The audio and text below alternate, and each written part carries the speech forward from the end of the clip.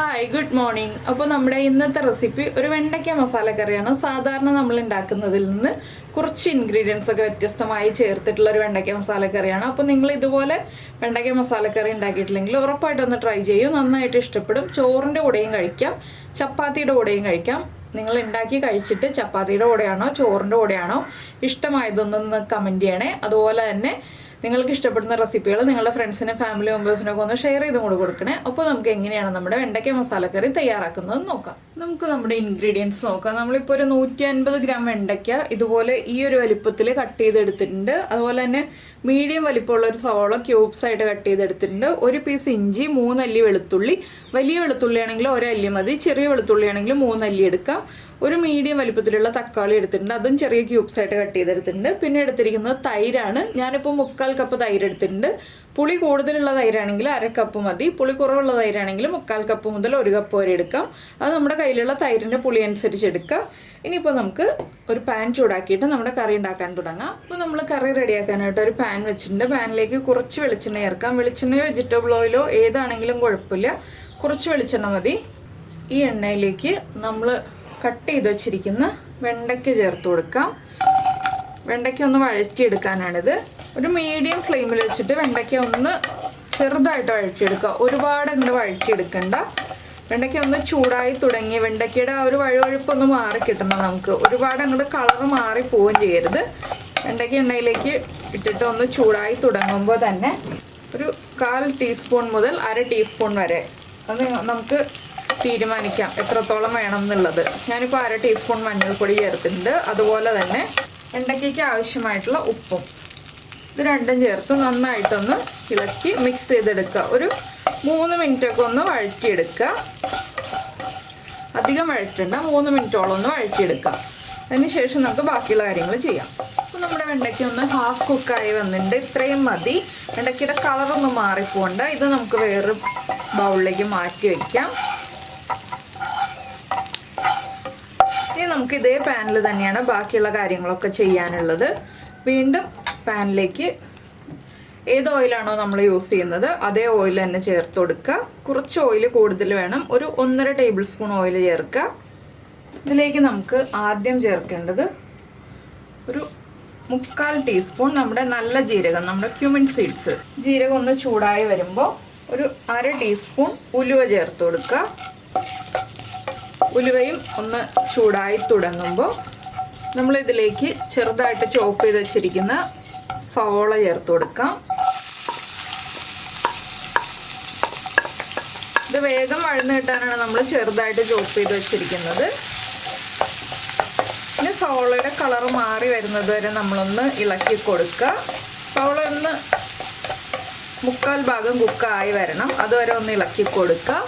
അതിനുശേഷം നമുക്ക് ബാക്കിയുള്ള കാര്യങ്ങളൊക്കെ ആഡ് ചെയ്ത് കൊടുക്കാം. ഇപ്പോൾ നമ്മൾ ഇഞ്ചിയും വെളുത്തുള്ളിയും ചേർക്കുന്നില്ല. എന്താണെന്ന് വെച്ചാൽ ഇഞ്ചിയും വെളുത്തുള്ളിയും ചതച്ചാണ് വെച്ചിരിക്കുന്നത്. അപ്പോൾ സവോള ഒരു 3/4 ഭാഗം കുക്കായി കഴിഞ്ഞിട്ട് നമുക്ക് ഇഞ്ചിയും വെളുത്തുള്ളിയും ചേർക്കാം.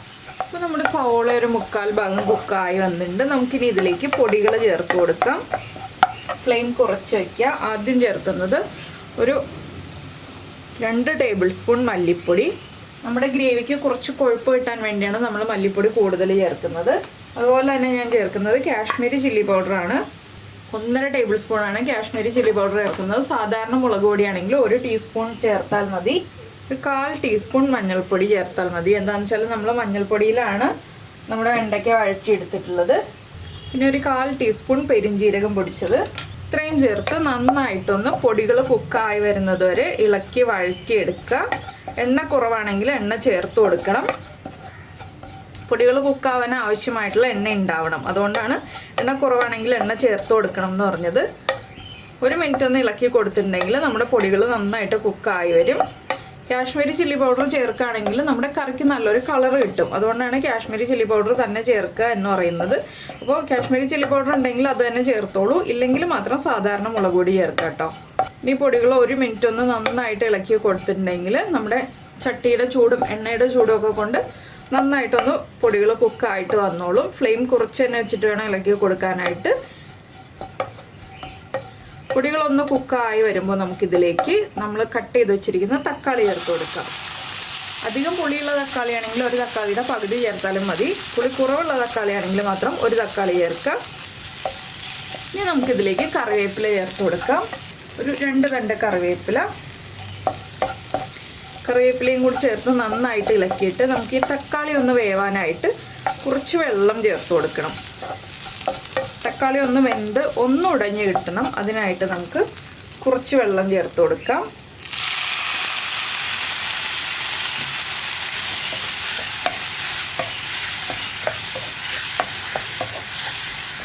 ഒരു തിക്നെസ് ഉള്ള ഗ്രേവി ആയില്ലേ. അപ്പോൾ നമുക്ക് കുറച്ചുകൂടി വെള്ളം ചേർക്കണം. ഞാനിപ്പോൾ ആ ഗ്രേവി ഒന്ന് തിക്കായി വരാനാണ് കുറച്ച് വെള്ളം ചേർത്തത്. കുറച്ചുകൂടി വെള്ളം ചേർത്തിട്ട് നമുക്കൊന്ന് അടച്ചു വെച്ച് ഒരു 2 മിനിറ്റ് വേവിച്ചെടുക്കാം. അപ്പോൾ നന്നായിട്ടൊന്ന് തക്കാളി ഉടഞ്ഞു കിട്ടും. നമ്മളിപ്പോൾ ഒരു 1/2 കപ്പോളം വെള്ളം ചേർത്ത് കൊടുക്കുക. ഇനി ലോ ഫ്ലെയിമിൽ അടച്ചു വെച്ചിട്ട് ഒന്ന് വേവിച്ചെടുക്കുക. ഇതൊന്ന് കുക്കായി വരട്ടെ. ഈ സമയത്താണ് ഞാൻ ഇഞ്ചിയും വെളുത്തുള്ളിയും ചേർക്കുന്നത്. ചതച്ച് വെച്ച് ഇഞ്ചിയും വെളുത്തുള്ളിയും ചേർത്തിട്ടുണ്ട്. ഇനി ഇതൊന്ന് കുക്കായി വരട്ടെ. ഇഞ്ചിയും വെളുത്തുള്ളിയും നമുക്ക് തക്കാളി ചേർക്കുന്നതിന് മുന്നേ ആയിട്ട് ചേർക്കാം, അല്ലെങ്കിൽ ഈ ഒരു സ്റ്റേജിൽ ചേർത്ത് കൊടുക്കാം. ഇതൊന്ന് കുക്കായി വരുമ്പോൾ നമുക്ക് ബാക്കിയുള്ള കാര്യങ്ങൾ ഓരോന്നോരോന്നായിട്ട് ചേർത്ത് കൊടുക്കാം. അപ്പോൾ നമ്മൾ തക്കാളി ചേർത്തിട്ട് 2 മിനിറ്റ് ആയി. ഒന്ന് ഗ്രേവിയൊക്കെ തിക്കായി വന്നിട്ടുണ്ട്, തക്കാളിയും കുക്കായി വന്നിട്ടുണ്ട്. നന്നായിട്ടൊന്ന് ഇളക്കി മിക്സ് ചെയ്യുക. കണ്ടോ,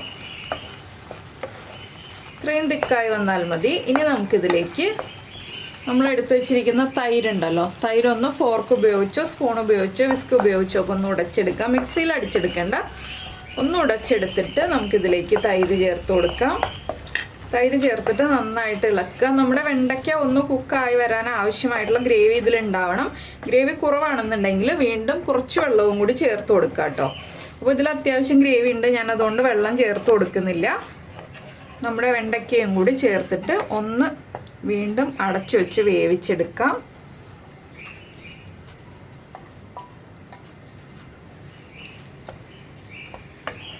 ഒരു 2 മിനിറ്റ് 3 മിനിറ്റ് മാക്സിമം 3 മിനിറ്റ് മതി. നമ്മുടെ വെണ്ടയ്ക്കയും കൂടി ചേർത്ത് കഴിഞ്ഞിട്ട് ഇപ്പോൾ തന്നെ നല്ല കളർഫുൾ ആയിട്ടുള്ള കറി ആയില്ലേ.